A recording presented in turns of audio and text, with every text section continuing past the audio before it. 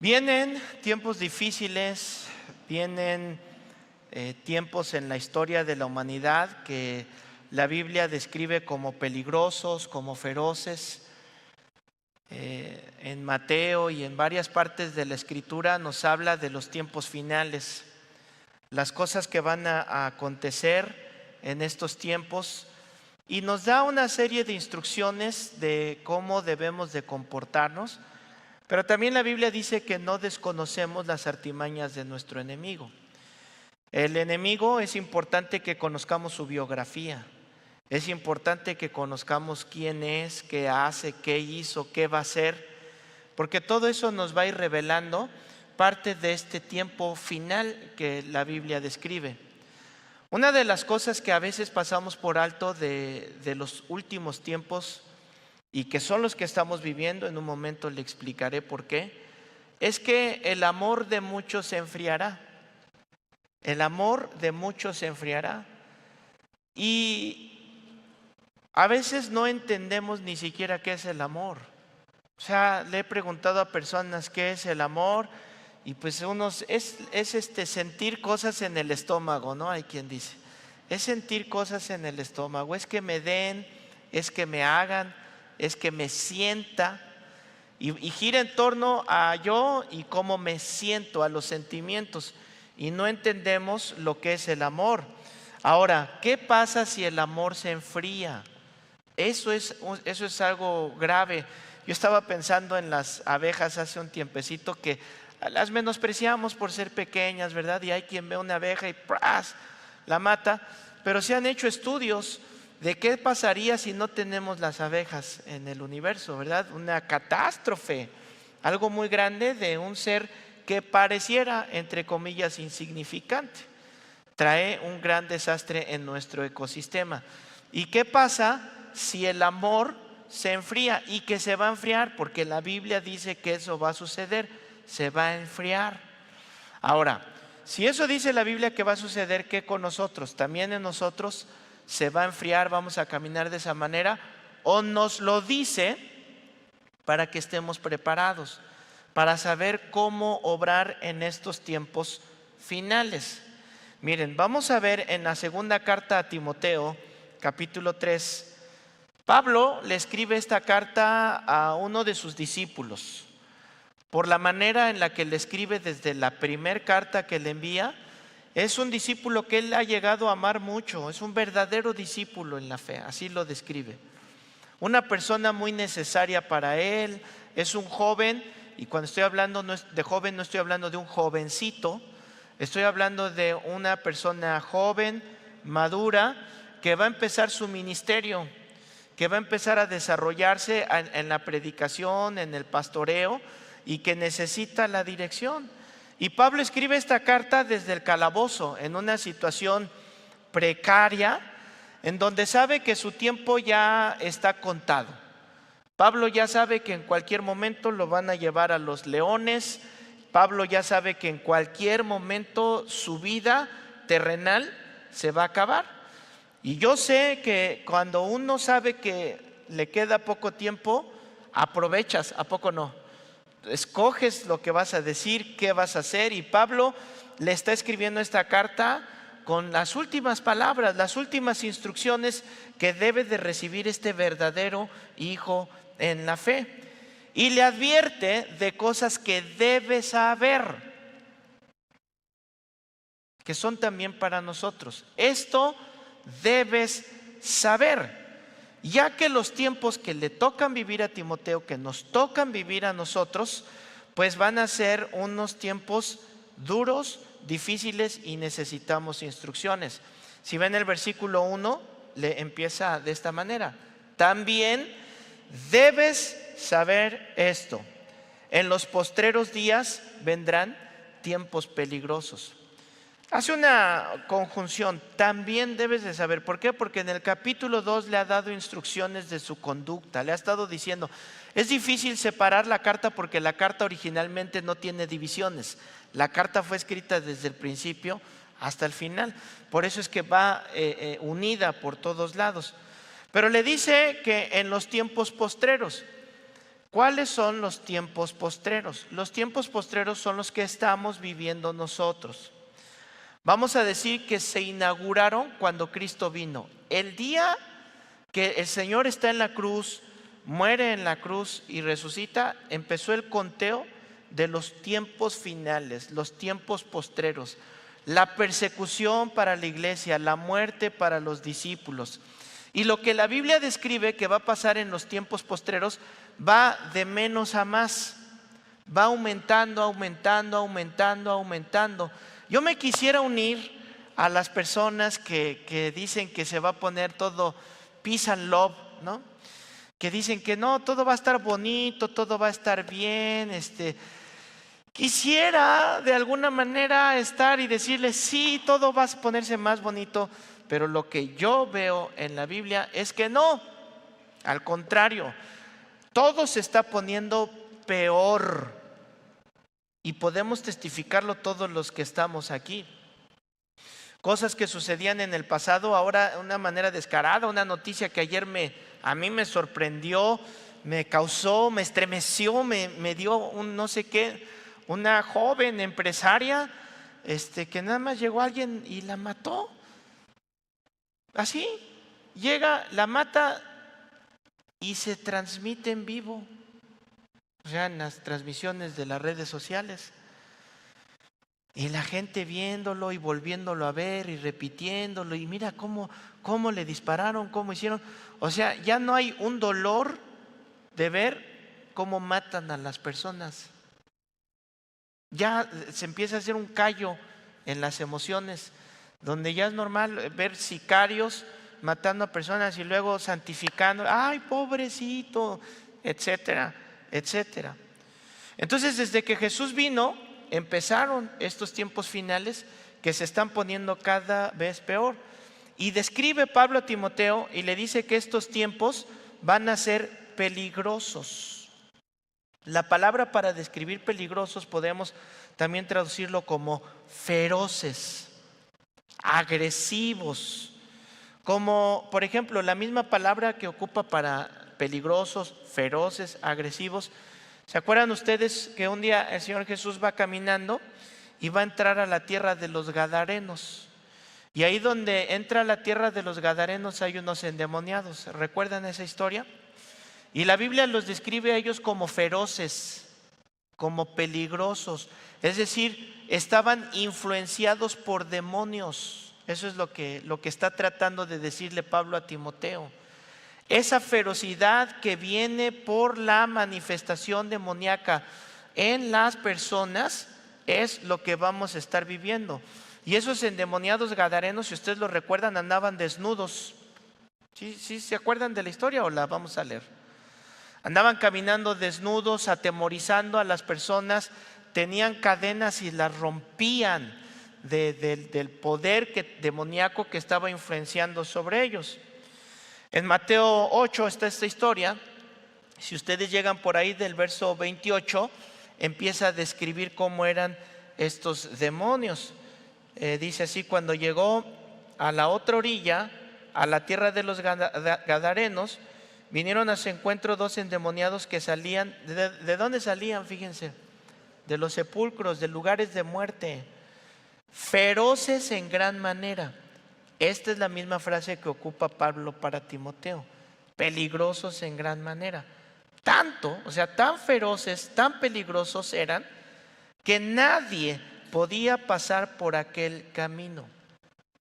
Ahora, lo que vamos a vivir y que cada día se va a incrementar es esto, donde la gente va y está siendo manipulada por espíritus demoníacos de una manera, de un ataque feroz, frontal, cínico. Saben que tienen poco tiempo y como saben que tienen poco tiempo ya no se esconden.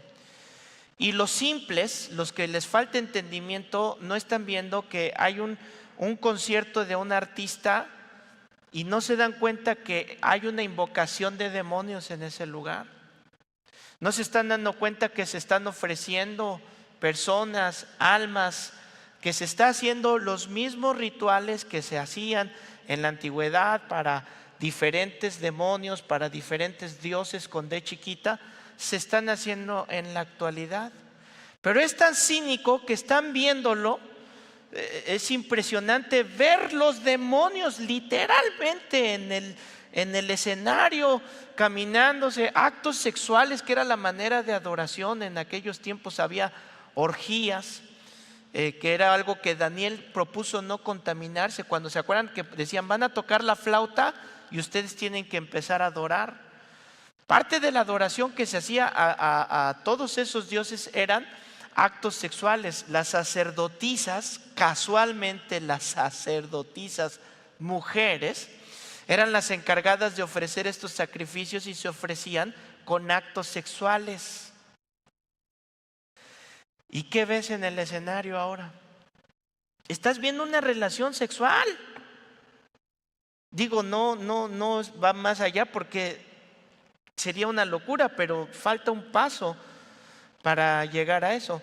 Entonces, los simples, no quiero decir los jóvenes, porque yo conozco a muchos jóvenes sensatos, maduros, que han entendido este ataque demoníaco precisamente que hay para destruirlos. Les secan el cerebro. O sea, de verdad que yo veo unos tan tontos, torpes. Mande, les han secado el cerebro con lo que ven, con lo que están llenando, y no se dan cuenta que son demonios operando en las personas. Cuando vinieron estos demonios que se presentaron con el Señor Jesús, le dijeron, ¿qué quieres con nosotros? Y le pidieron que los echara en un hato de cerdos. Déjanos ir a este hato de cerdos, y se aventaron por un barranco. No quisieron ir al abismo, porque la Biblia describe el abismo como un lugar de tormento para los demonios, y que es el lugar donde Satanás va a ser arrojado al final de todo el juicio que el Señor va a hacer por todas las obras de la tierra, de las personas y de Él mismo. Entonces, esta ferocidad la vamos a enfrentar y la estamos enfrentando nosotros. Vivir en sociedad se hace bien difícil, y nosotros como cristianos, ¿cómo vamos a accionar frente a todo esto que está sucediendo a nuestro alrededor? Cuando uno se vuelve permisivo, cuando uno se vuelve tolerante, de la tolerancia a la práctica es muy poco el paso que se da. Empiezas a tolerarlo, y después practicarlo ya se hace algo fácil. Cuando en tu casa debes de ser firme y decir, en mi casa no vamos a ver eso, en mi casa no vamos a escuchar eso, en mi casa no vamos a hablar así, porque la tolerancia nos va a llevar a la práctica. ¿Cómo estás? A ver, en esto que estamos viendo hasta ahorita, ¿cómo vas tú? Ahora, Pablo describe unas características, muchas características que van a ser lo que va a regir el mundo en este tiempo. No las vamos a ver todas, honestamente quería ver todas una por una y describírselas, pero no me va a dar tiempo. Quiero enfocarme en 4 que hablan, a mi consideración, sobre el amor, porque estoy preocupado. ¿Se han dado cuenta que últimamente he estado hablando mucho de las familias? He estado hablando mucho de la relación matrimonial, he estado hablando mucho del cuidado de los hijos, porque realmente creo que esta batalla viene a las familias. Destruye la familia y destruye la sociedad. Destruye a las mujeres y crecen niños sin amor, sin compasión. Destruye a los papás y crecen delincuentes en la sociedad. La misma sociedad nos estamos destruyendo a nosotros mismos. ¿Y qué vamos a hacer los varones cristianos? Viene un problema y salimos corriendo y ya hasta al fin yo me consigo otra. Mira cuántas mujeres que quieren estar conmigo. Ahorita que escuches lo que voy a hablar, se te va a caer la carota de vergüenza. Ojalá y se te caiga la cara de vergüenza para que recapacites en la manera que se piensa. O hay mujeres que se sienten empoderadas. Y se sienten empoderadas porque hay un espíritu de seducción que manipula a los hombres. Como pueden manipular a los hombres, ¿con qué y cómo? Con su cuerpo, con su sensualidad. Entonces dicen, yo soy empoderada. Y eso la Biblia lo describe como el espíritu de Jezabel. Y Jezabel murió comida por perros, lo que el Señor dispuso para ella. Entonces dice el versículo 2 lo que va a suceder y empieza con esto: porque habrá hombres amadores de sí mismos. La palabra hombres no se refiere al sexo masculino, es la palabra antropos, es decir, hombres o mujeres, el humano, a eso se refiere. Habrá hombres y mujeres amadores de sí mismo. Y si ustedes se han fijado, hay una frase que está bien de moda, que vas a un centro comercial o a un restaurante y la escuchas de repente, donde empieza a decir love is love. ¿Han oído esa frase? Love is love. Amor es amor. Y lo empezamos a oír por todos lados, ¿no? Pero no tienen la comprensión de lo que es el amor, el verdadero amor de Dios. Por eso hay quien no conoce el amor, y como no conocen el amor, a cualquier árbol se arriman, dicen en mi pueblo, ¿verdad? A cualquier árbol se arriman porque no entienden lo que es el amor. De hecho, la Biblia nos enseña y menciona diferentes tipos de amor. Menciona el amor eros, que es un amor erótico o un amor sexual. Anuncia el amor filial, un amor de que hay cierta conveniencia, y tú me das, yo te doy. Y un montón que a veces ni los entendemos. Menciona el amor ágape, por ejemplo, el amor de Dios, un amor incondicional. Y aquí yo encuentro diferentes tipos de un mal amor que va a suceder en estos tiempos, porque dice que va a haber personas amadores de sí mismos. Esto ya me habla de un amor pervertido, un amor que no es el amor genuino de Dios. ¿Cuál es el amor que nos dice Dios? Primera de Corintios 13, ¿sí o no? ¿Cómo es el amor? A ver, díganme 5 características del amor. El amor es sufrido. Díganme si ahorita, en el tiempo que estamos viviendo, oyes tú que te digan que el amor es sufrido. ¿Qué es lo que dicen ahora? No, no sufras, tú primero, ¿sí o no? Otra característica del amor: todo lo puede. ¿Qué significa que todo lo puede? Pues que todo lo va a luchar, ¿no? Va a luchar, pero cuando piensan que el amor es la emoción, el sentimiento, es que siento que ya dejé de amarte. O sea, no, tú no entiendes lo que es el amor. El amor no es, pues siente otra vez que lo amas, punto. Siente otra vez que lo amas, porque precisamente el amor no deja de ser. El amor no busca lo suyo. ¿Qué más es el amor? Ya despertaron, ya me entendió, ¿verdad? Entonces, ¿qué sucede con esto? Que hay un amor pervertido. Este amor que habla que se van a amar a sí mismos no es el fruto del Espíritu Santo, sino que es un amor lujurioso, un amor egoísta, un amor que busca solo lo suyo. Podemos hablar aquí del narcisismo. ¿Entienden lo que es el narcisismo? ¿Quieres destruir tu vida o quieres destruir tu familia? Desarrolla este tipo de amor que está muy de moda. Un amor donde solo importo yo. Un amor donde me merezco ser feliz. O sea, son frases que suenan bonitas, que tienen cierta verdad. ¿Me escucharon? Tienen cierta verdad, pero se llevan a extremos que no son sanos. Mira, ya, lo siento, yo quiero ser feliz, yo necesito ser feliz. Y sí, vamos a ser felices, necesitamos la felicidad, pero no con un narcisismo, no con un egoísmo que está destruyendo y que llena la mente de los simples. No quiere decir que no te ames, ojo, porque hay quien lleva al extremo, ¿verdad? Es que los cristianos en la iglesia te enseñan que sufras y que no te ames. ¿No les ha pasado así? A mí me dicen, y cuando yo los oigo digo, híjole hermano, se ve que tú nunca has ido a la iglesia, no has escuchado, no lees la palabra de Dios, porque al contrario, la misma Biblia nos enseña, ¿no? Amarnos, ¿sí o no? No puedes dar lo que no tienes.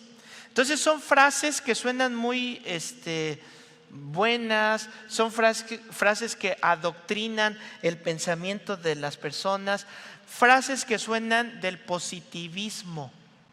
¿Qué es el positivismo? ¿No? Tratar de que todo peace and love, peace and love. Y caemos en un narcisismo, en un egoísmo en el amor. Ahora, la Biblia dice, Romanos 12, acompáñenme por favor, que debemos nosotros amarnos y tener una medida de nosotros mismos razonable. Porque el problema no es que nos amemos o no nos amemos. El problema es que no amamos a los otros. ¿Sí me escuchó? ¿Sí me entendió? El problema no es que te ames. Te puedes amar, te debes amar. Pero este amor que está hablando Pablo, ¿de qué es? Pues de que ames a los otros. Estos se aman así solos. Y dice Romanos 12:3, por la gracia que se me ha dado, digo a todos ustedes, nadie tenga un concepto de sí más alto del que debe tener, sino más bien piense de sí mismo con moderación. Esta es la palabra clave, con moderación, según la medida de fe que Dios le haya dado.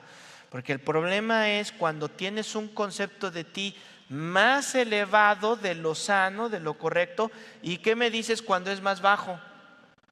Los dos son igual de peligrosos, los dos son igual de destructivos. Debemos de tener una medida moderada de nosotros. Entonces, el problema no es amarme, el problema es que no ame a los demás.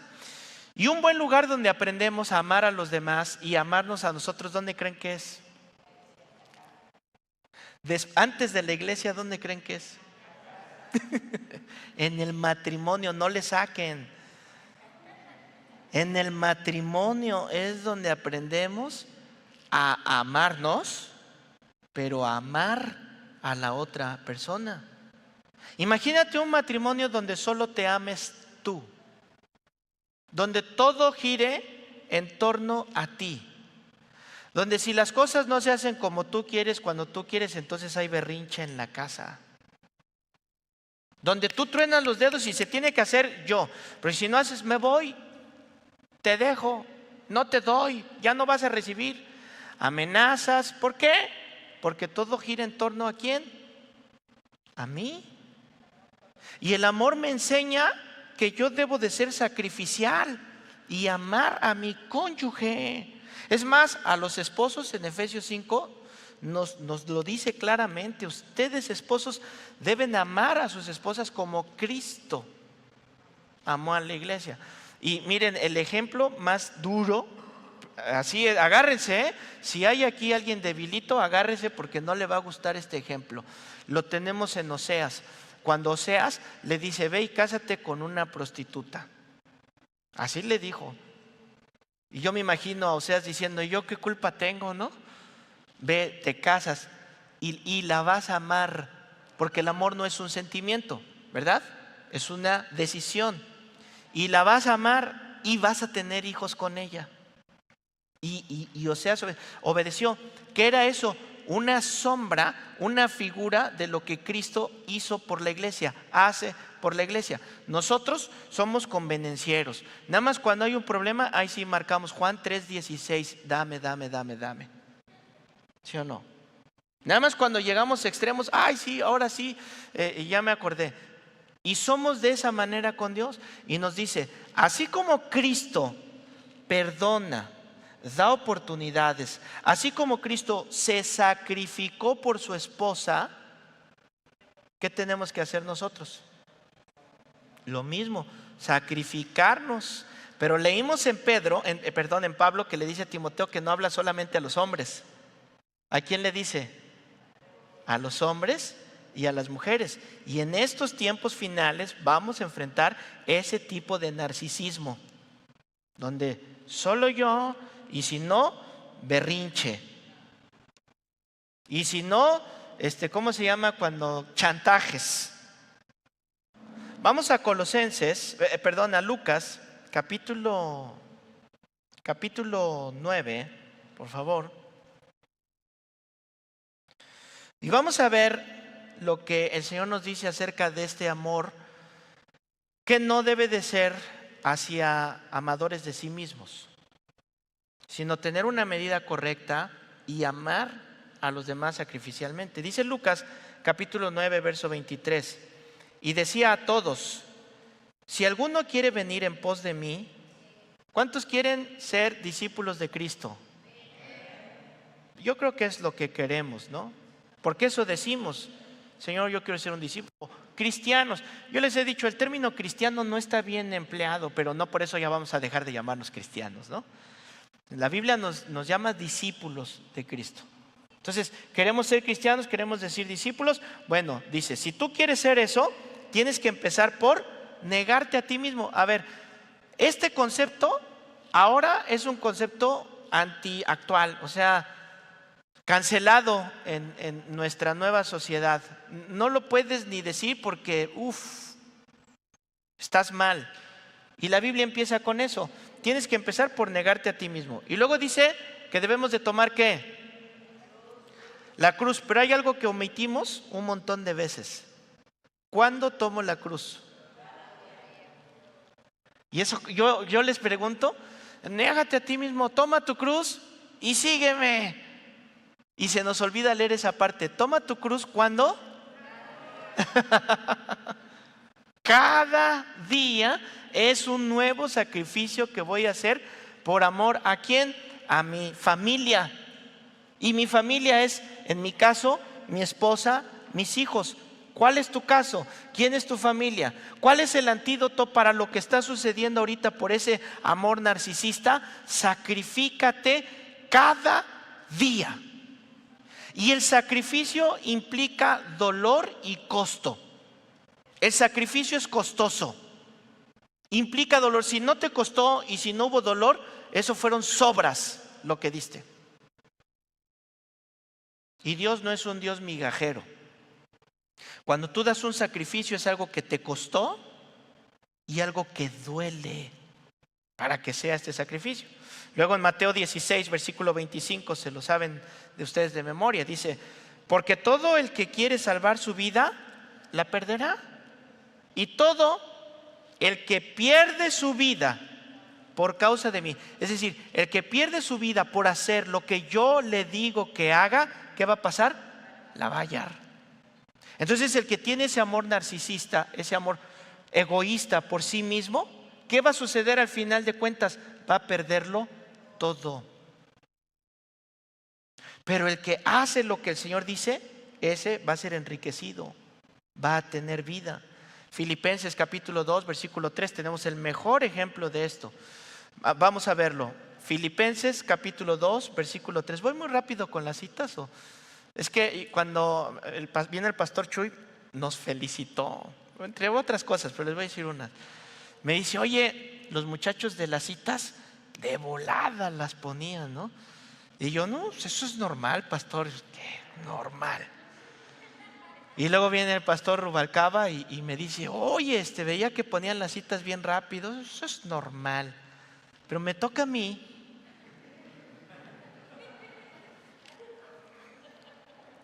Filipenses 2, versículo 3, vamos, ¿lo tienen?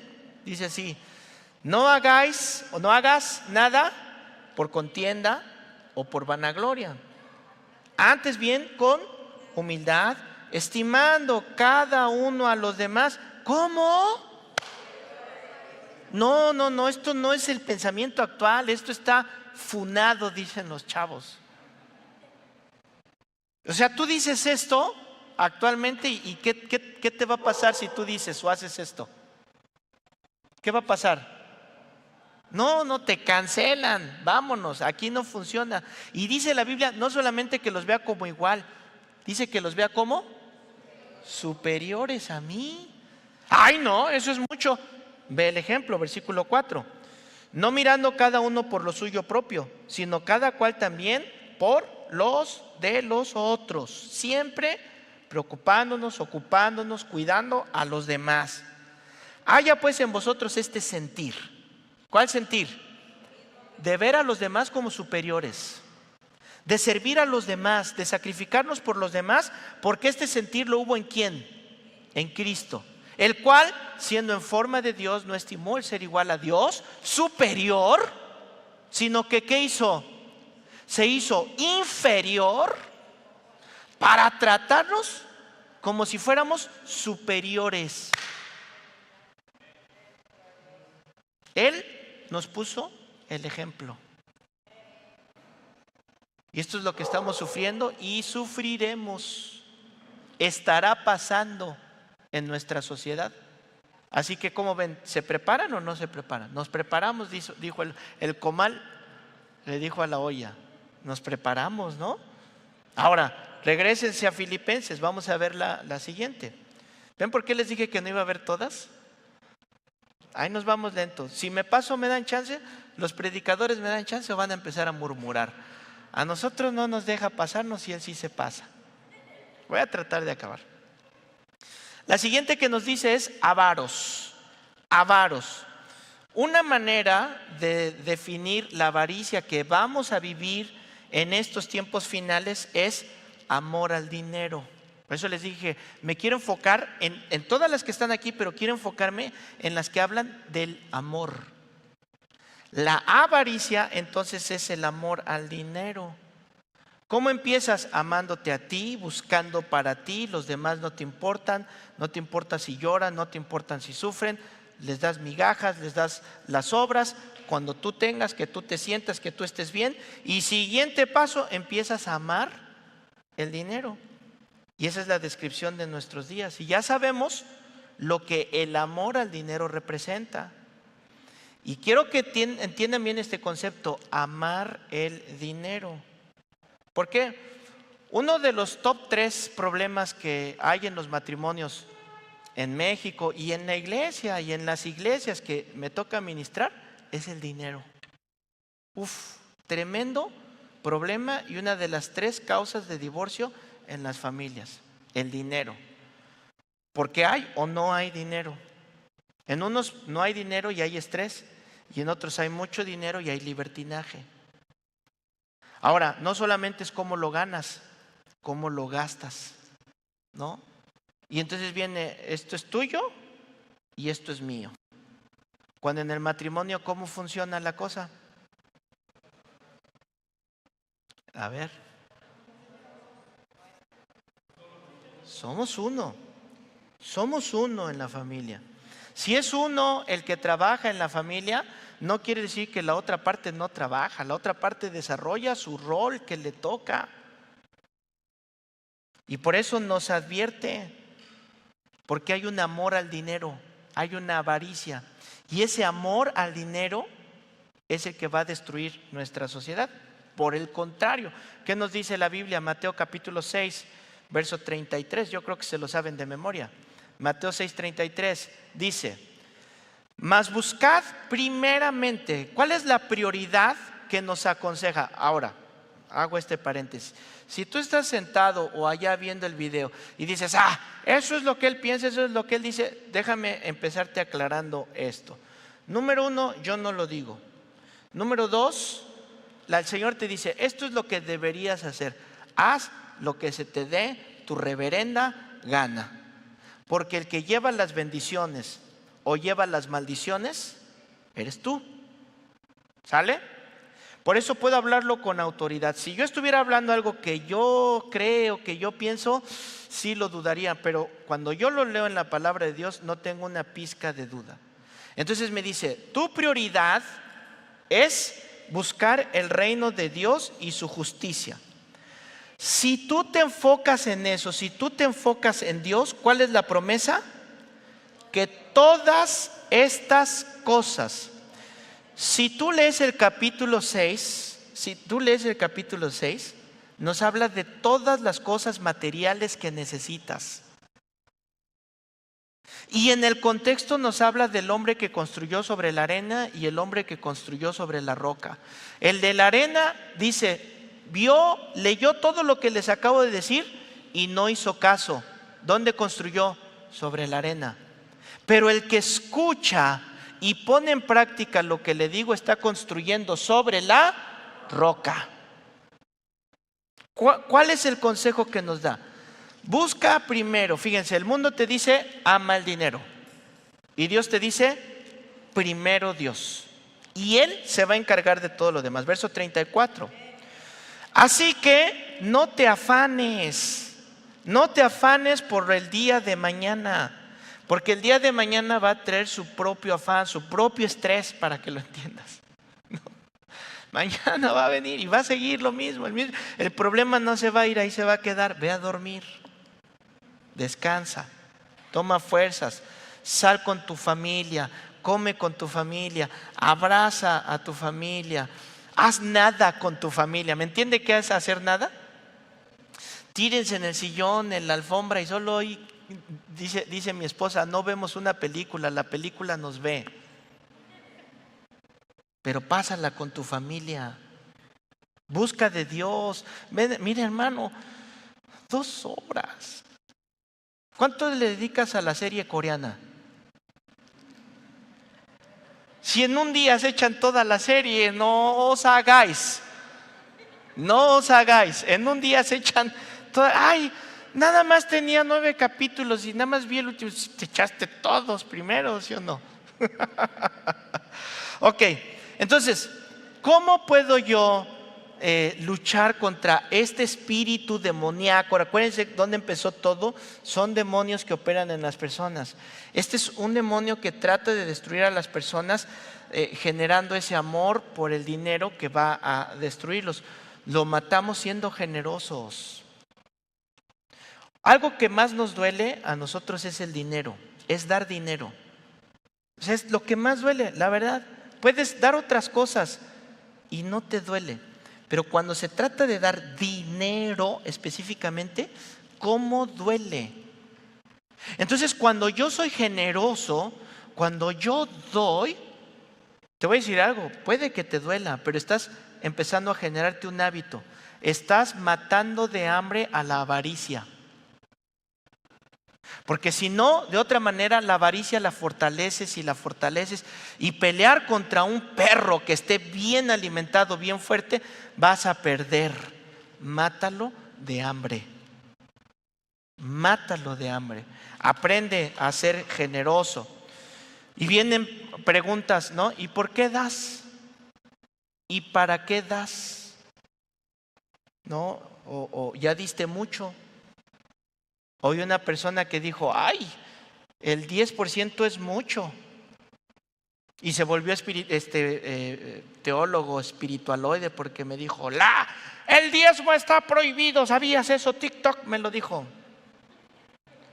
Y para quien se quedó así como que, ya he hablado mucho sobre eso, ¿verdad? ¿Verdad que sí? Entonces, lo atacamos. Y miren, uno de los 10 mandamientos dice que no debemos de codiciar. ¿Sí o no? No debemos de codiciar. Sí, nos habla de la mujer de nuestro prójimo. Nos habla del hombre, de tu amiga, de tu conocida. Pero también el dinero, las cosas materiales. Debemos de guardar nuestro corazón, porque esa avaricia viene y con más pecados, más pecados, más pecados. Y lo único que busca, recuerda, el enemigo vino a robarte, a matarte y a destruirte. Tú sabes. ¿Cuál es la perspectiva de Dios respecto a esto? Primera a Timoteo, ahí regrésate a la primera carta, estamos en la segunda. Hugo, ¿será que me pueden regalar agua, por favor? Primera carta a Timoteo, capítulo 6. Fíjense lo que dice en el versículo 6. Pero gran ganancia es la piedad acompañada de contentamiento. Pero gran ganancia, o sea, plusvalía. Aquí hay ganancia. ¿Cuál? Cuando hay piedad. Piedad significa una vida pegada a Dios. Esa es la vida piadosa, gracias. Una vida que te pegas a Dios. Cuando tú vives cercano a Dios, cuando tú buscas de Dios, cuando tú amas a Dios, cuando pones a Dios como tu prioridad. Y no estoy hablando, hermano, ven a la iglesia. Mira, venir a la iglesia, servir, diezmar, ofrendar, ayudar, todo eso no es algo que primero haces para acercarte a Dios. Es que hay muchos que no lo entienden. Primero quieren hacer cosas para acercarse a Dios. No, acércate a Dios y cuando estás cercano a Dios, tú tomas la decisión de hacer muchas cosas que antes ni siquiera podías nombrarlas. Empieza por acercarte a Dios, no empieces al revés. Bueno, voy a dejar de hacer esto para poder acercarme a Dios. Voy a dejar de hacer esto para poder acercarme a Dios. Voy a hacer esto para... No, estás haciéndolo al revés. Primero acércate a Dios y deja que Él se encargue de todo lo demás. Ahora, no quiero que confundan el contentamiento con conformismo. No es lo mismo. No es lo mismo. ¿Por qué? Porque el conformismo tiene que ver con la pereza. El conformismo tiene que ver con una falta de creatividad, una falta de visión, con quererse quedar donde uno está. Y el contentamiento no es conformismo. El contentamiento es que yo trabajo lo que tengo que trabajar, doy lo mejor de mí, doy la milla extra, me esfuerzo, soy excelente y con lo que recibo soy feliz. ¿Por qué? Porque sé que cuando Dios es mi prioridad, yo pongo una semilla y pongo una y la produce Él al 100, al 20, al 30%. Él se encarga de multiplicar lo que yo hago. Es el contentamiento. Entonces, no confundan, porque ahorita estoy matando un montón de vacas sagradas. Por eso me los agarré por sorpresa, que ni sabían que iba yo a predicar, ¿verdad? Porque quería matar estas vacas sagradas de muchos. No es contentamiento lo mismo que conformismo. Aquí mismo en 1 de Timoteo 6 vamos a ver lo que nos habla de la avaricia. Fíjense, número 1, no pierdas 1 Timoteo 6, que es el que vamos a estar viendo ahorita. La riqueza no brinda contentamiento. Apúntalo, lo repito. La riqueza, o sea, el billete, traer dinero, cuentas, almacenarlo, lo que sea. No, eso no trae el contentamiento, es más, al contrario. Luego solamente es fugas de dinero, estrés, preocupaciones, enfermedades. ¿Por qué? Por todo eso que piensas que te va a traer contentamiento cuando lo único que te trae es destrucción. ¿Dónde sí hay riqueza? ¿Dónde me dice la Biblia que debo de invertir? En la piedad y en el contentamiento. ¿Dónde debo de invertir? En la piedad y en el contentamiento. Ahí es donde voy a invertir aquí. Por eso dice la Biblia, mira, tus riquezas no las pongas donde el orín y el hollín, donde viene un insecto y se lo va a comer. Ahí no, eso se va rápido, viene una devaluación. Tantas cosas que pueden suceder en eso. Invierte, dice la Biblia, en la piedad. Invierte en el contentamiento. Miren, mi consejo es cuando un matrimonio, sobre todo cuando está empezando, yo entiendo que la mayoría, no todos, pero la mayoría empezamos, mi esposa y yo, por ejemplo, empezamos durmiendo en un colchón inflable. ¿Te acuerdas? O sea, todas las noches ahí me tenían a mí inflándolo, porque en las mañanas amanecíamos yo en el piso y ella elevadita, así de que se iba desinflando poco a poco, ¿no? Y a veces cuando los matrimonios van empezando, se requiere de los dos de echar las fuerzas y trabajan los dos, ¿verdad? Y se están esforzando por generar. Pero mi consejo es que si pueden sostenerse con el salario de uno, sosténganse con el salario de uno, porque se descuidan cosas que son bien valiosas. Los hijos, la familia. Estás pagando para que otro lo cuide, la cuide, la abrace, sonría, haga vida con tus hijos, crezcan con tu... Estás pagando, porque yo tengo que generar dinero para pagarle a otra persona que sea feliz con mi familia. Y si pueden hacerlo así, háganlo. Inviertan ahí, porque hay cosas que son mucho más valiosas que las cosas materiales. La familia, la unidad matrimonial, la armonía, el crecimiento de los hijos. Los hijos crecen educados por nanas, por TikTok, por YouTube. y el papá y la mamá nunca están. ¿Por qué? Por avaros, por amar el dinero. Entonces empiezan con narcisistas, ¿no? La primera que dijo Pablo, narcisistas, y luego materialistas. A ver, digan conmigo, materialistas. Jesús cuenta una parábola, Mateo 13, cuenta una parábola que hemos oído muchas veces, la parábola del sembrador. ¿La han oído? El sembrador salió a sembrar. Yo cuando oigo esas primeras palabras, el sembrador salió a sembrar, yo me acomodo. Cuéntala. El sembrador salió a sembrar. Y una de las partes que cuenta versículo 4 dice así: mientras sembraba, parte de la semilla cayó junto al camino, ¿no? Una cae junto al camino, cuando vienen las aves, pues como no cayó ahí, se la comieron. Luego otra cayó en pedregales, donde no había mucha tierra, dicen en mi pueblo llamarada de petate, ¿no? Así, y se apagó. Como que se veía, mira, va en serio, mira, se anotó a servir, mira, sí va a ser. 2, 3 semanas, se acabó.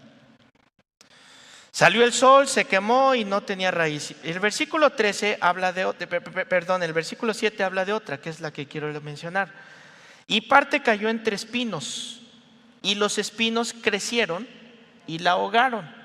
Y más adelante da la explicación, versículo 22. ¿Quién es esta semilla que cayó entre espinos que crecieron y la ahogaron? Dice, este es el que oye la palabra. O sea, fíjense, la oye. Es decir, siente algo, sabe que Dios le está hablando, sabe que tiene que hacer ajustes en su vida, pero, y estos peros son desastrosos, pero el afán de este siglo, ¿cuál es el afán de este siglo? El amor a las riquezas. Pero el afán de este siglo, y enciérralo, grábatelo, el engaño de las riquezas. Pensar que las riquezas me van a dar satisfacción. Pensar que las riquezas me van a hacer sentir bien. ¿Sabes qué hacen las riquezas? ¿Dónde está el vestido que tanto querías hace unos años?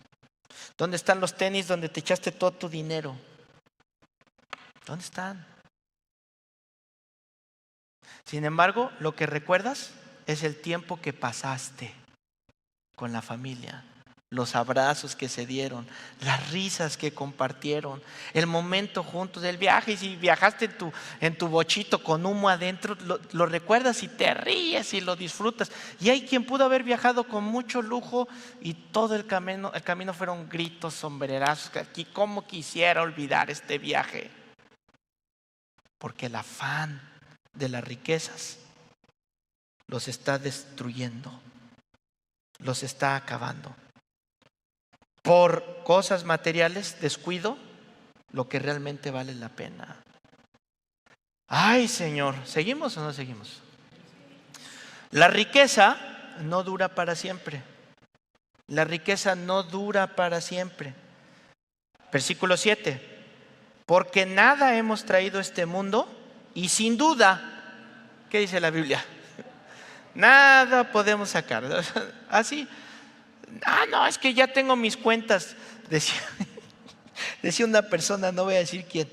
Decía una persona, yo a mi esposo, ¿cómo decía? Yo a mi esposo, yo voy a usar la vajilla que me regalaron de plata y yo voy a, porque no quiero un día morirme y que nunca la usé.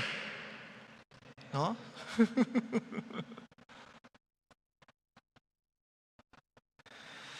Nada hemos traído y nada nos vamos a llevar. A ver, dígale al de al lado, respira, dile, aquí, vamos. Ya. No sé allá cómo sientan o qué onda. Allá cómo están los del internet, porque luego los del internet son duros, ¿eh? Les tenemos que bloquear uno que otro allá arriba. Número 3. Las necesidades básicas de la vida se satisfacen fácilmente. Lo repito. Las necesidades básicas de la vida se satisfacen fácilmente. Dice el versículo 8. Así que, teniendo sustento y abrigo, ¿qué dice la Biblia? Estemos contentos. Te repito, no es conformismo. No es conformismo. ¿Tienes sustento? O sea, comes, tienes un trabajo, ¿tienes dónde vivir, dónde dormir, tienes un techo? Entonces, ¿por qué no estás contento? Es que ya quiero una casa más grande. Y ya la casa es más grande, no, es que la tele se ve chiquita, ponme una tele más grandota. Y luego es que hace más calor, y luego ya no puedo pagar, ya me endeudé, etc. No hay contentamiento, no hay contentamiento. No hay. Escúchame, las riquezas no traen contentamiento. Y las cosas básicas, Dios las suple fácilmente. A ver, sonríe, conténtate. ¿Ya? Es que nos hacen una mueca así como, me las vas a ver bajando. Héctor, al final te necesito aquí cerca conmigo, ¿eh? Versículo 9. Porque los que quieren enriquecerse caen en tentación y lazo y en muchas codicias necias y dañosas que hunden a los hombres en destrucción y perdición. Y no es que sea pecado ser rico, ojo, no es pecado ser rico. Aquí no habla de que ser rico es pecado, pero si tu pasión, si tu meta está en las riquezas, ahí hay destrucción. Ahí hay destrucción. Ahí caes miren, dice, caes en tentación, en un lazo, es decir, que te laza, que te captura, en codicias necias, en anhelos necios, que te van a hundir, que te van a destruir. Y lo lamentable, bueno fuera que tú solo te hundas. Pero ya no eres tú solo, ya no eres tú sola. Hay una familia de por medio. ¿Y qué hace cuando uno en la familia se hunde? Todos van para abajo. No hay tal cosa de que nos separamos y los niños que no van a sufrir. No existe tal cosa de que no hay sufrimiento. Hay sufrimiento cuando uno en la familia se deja engañar con esto. ¿Por qué? El lazo viene que con el deseo de hacer riquezas empiezan a haber tranzas. Empieza a haber mentiras, falsedad. Te va atando, hasta que un día de pronto se te viene todo encima y ustedes saben lo que sucede, ¿verdad? Versículo 10, vamos a leerlo juntos. 1, 2, 3. Porque raíz de todos los males es el amor al dinero. Hasta ahí. El amor al dinero. Esa es la raíz de todos los males. El cual, codiciando algunos, ¿codiciando qué? El dinero. Por codiciar el dinero, ¿qué pasó? Se perdieron de la piedad. Se perdieron de lo que realmente importa. Se perdieron de lo que tiene valor. ¿Y qué? Y de tener bendición, vida, son trasladados a puro dolor y dolor. ¿Qué debemos hacer? ¿Qué debemos hacer? Versículo 10. Versículo 11. Huye. Mas tú, hombre de Dios. ¿Cuántos hombres de Dios? Sin miedo. Amén, Señor. Yo quiero ser un hombre de Dios. Dice la Biblia, tú, hombre de Dios, huye. No le juegues al vivo. Yo lo controlo, a mí no me controla. ¿Han oído eso? No le juegues.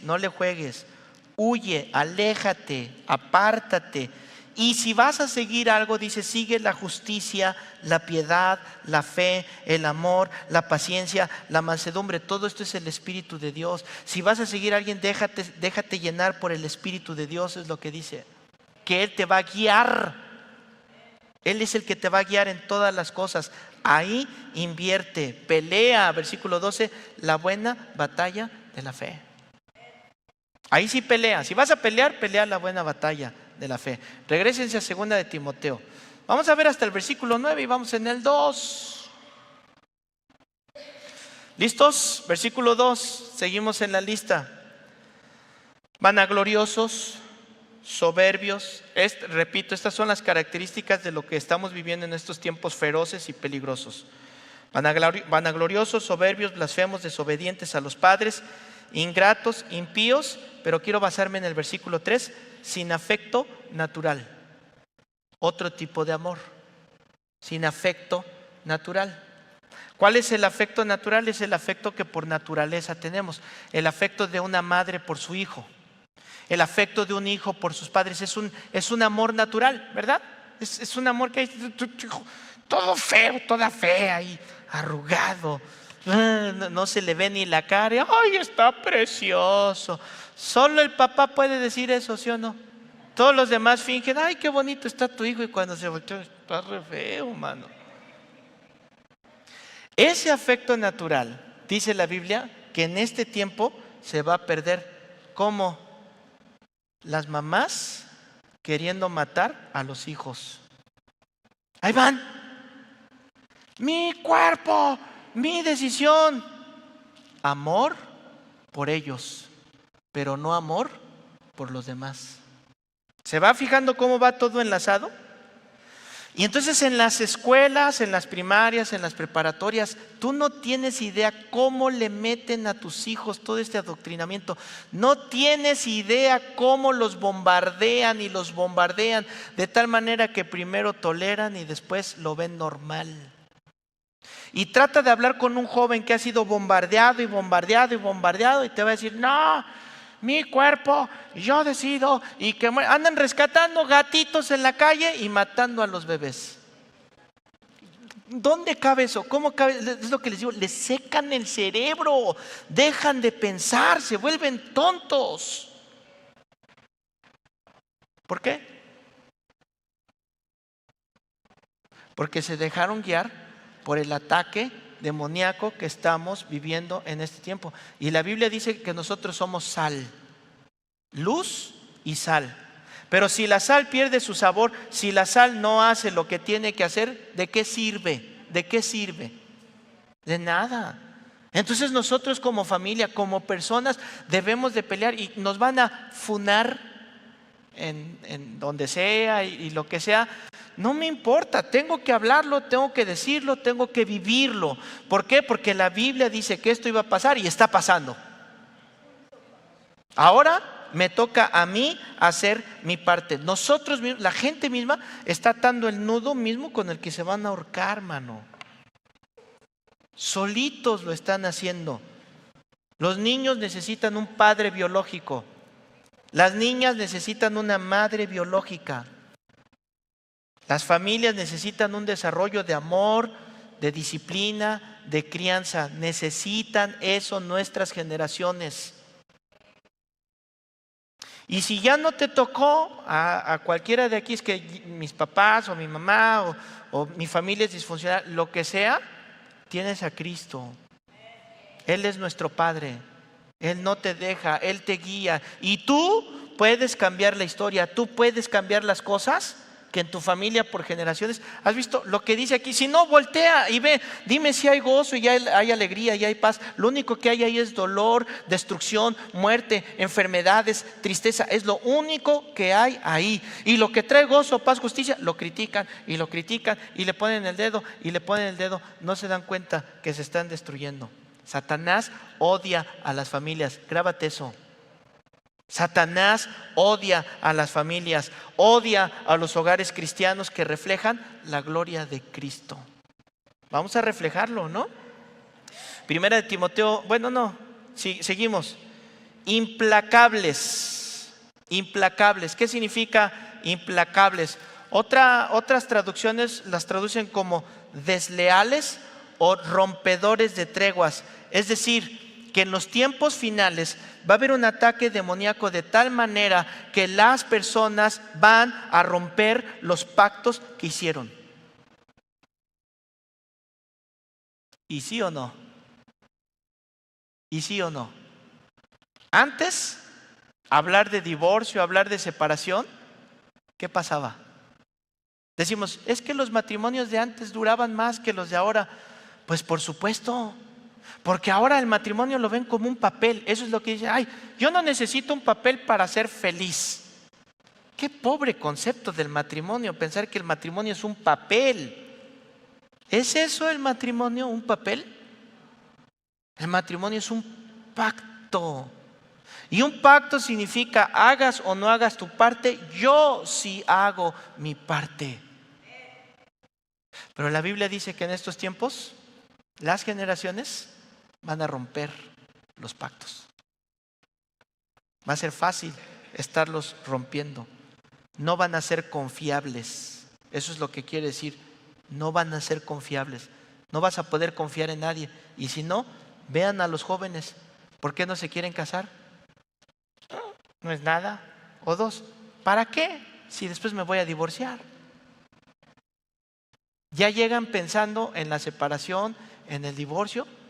¿Por qué? Porque piensan que el matrimonio se trata de mí, para mí y por mí. Y eso no es el matrimonio. El matrimonio se trata de, para. ¿Ya vieron? Ese es el matrimonio. Por si andabas confundido con eso, confundida con eso. Seguimos.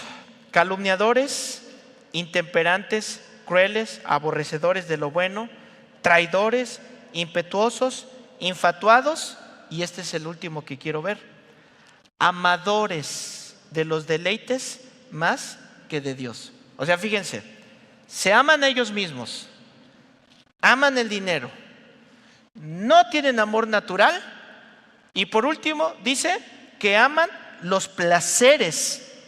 ¿Qué significa amar los placeres? Es lo que se conoce como hedonismo. Y es una filosofía que dice que el placer es el bien principal de la vida, donde yo tengo que disfrutar, donde se trata de que si esto me da placer lo voy a tener. Si me da placer, si tener 3 mujeres me hace sentir bien y me da placer, no es malo, está bien que yo tenga, no me importa si las destruyo, no me importa si me destruyo, la estoy pasando bien. Si practicar esto, si hacer esto me está destruyendo, pero yo siento bien, eso es hedonismo. Voy a hacer todo lo que me lleve al placer principal, esa es mi meta, el placer principal. ¿Y no sonará eso a nuestra generación? ¿Y qué es todo esto? ¿Para qué tener hijos? Si los hijos te arruinan la vida. ¿Para qué tener hijos? No vas a poderte ir de fiesta cuando quieras, son un estorbo. Vas a tener que comprar pañales y los pañales son muy caros. Y vas a tener que hacer, y ya no vas a poder. ¿Y por qué? Porque me van a quitar, entre comillas, mi vida, mi oportunidad. Yo necesito el placer, yo debo de vivir para mí. Tontos. No se dan cuenta lo que dice la Biblia: quien llena su aljaba de flechas nunca será avergonzado. Los hijos habidos en la juventud son de gran estima, son una gran bendición. Pero eso sí, quieren casarse para tener relaciones sexuales ilimitadas, para que me hagan lo que quiero que me hagan, cuando quiero que, para tener la compañía, pero no la responsabilidad. Cuando la Biblia dice jóvenes,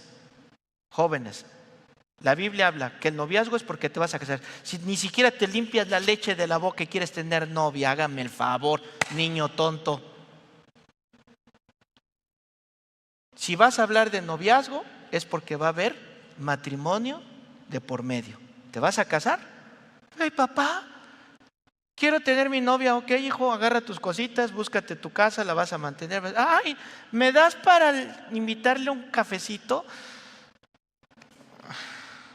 O sea, ridículo, ¿no? Pero ahí están. Ay, Eclesiastés 6:2. ¿Me regalan otros 5?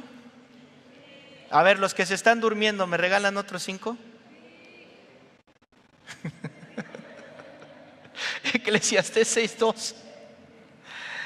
El del hombre a quien Dios da, el del hombre a quien Dios da riquezas y bienes y honra, y nada le falta de todo lo que su alma desea. Pero fíjense, pero Dios no le da la facultad de disfrutar de ello. Puedes tener muchas cosas, pero no la facultad de otros. Dice la Biblia, otros son los que la disfrutan. Otros son los que sin hacer nada reciben lo que tú estuviste trabajando. ¿Por qué? Porque es Dios quien te da la bendición de disfrutarlo. Regresamos a Timoteo, versículo 5. Que tendrán apariencia de piedad, o sea, los traduce como se van a ver religiosos, se van a ver que vienen a la iglesia, se van a ver que cantan, tendrán esa apariencia de que viven de acuerdo a lo que Dios dice, pero negarán la eficacia de ella. O sea, se van a ver muy espirituales, pero en realidad, lamentablemente, en las mismas iglesias van a negar lo que la Biblia dice. En las mismas iglesias no tiene nada de malo que te llenes de esa música. Está bien, tú amas a Dios, tú sirves a Dios, sigue haciendo eso. No importa que tú hables con groserías, no importa que insultes a las personas, eso no cambia nada.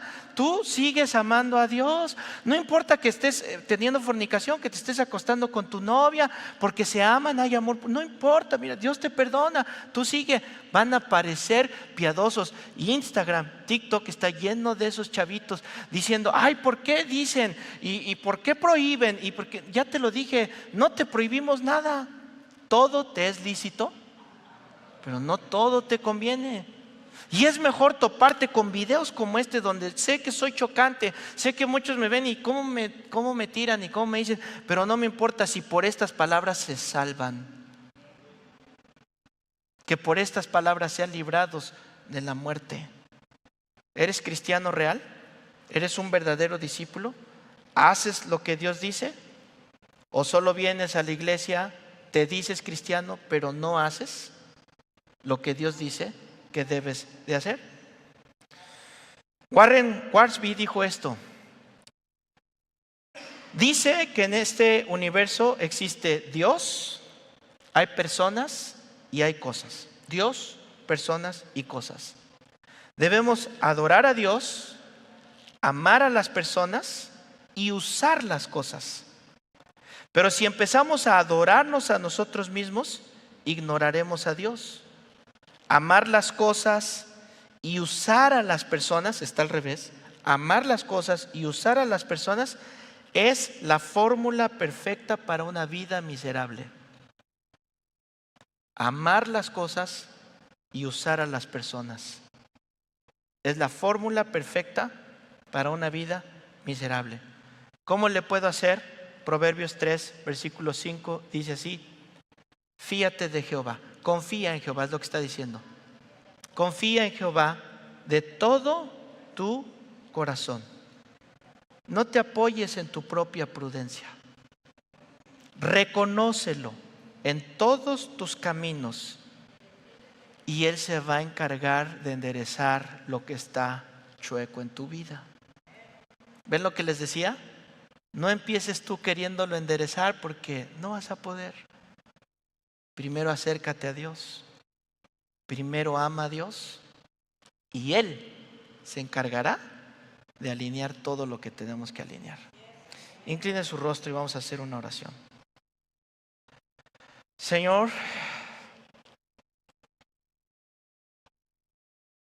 tú tienes un propósito, tú sabes que harás. Tú conoces todas las cosas, Señor, yo solo confío en ti. Y sé que tu palabra penetra, Señor, como una espada que corta, que atraviesa, pero que penetra hasta los pensamientos más profundos. Y sí, Señor, tu palabra es dura muchas veces, es bien dura, pero es necesaria.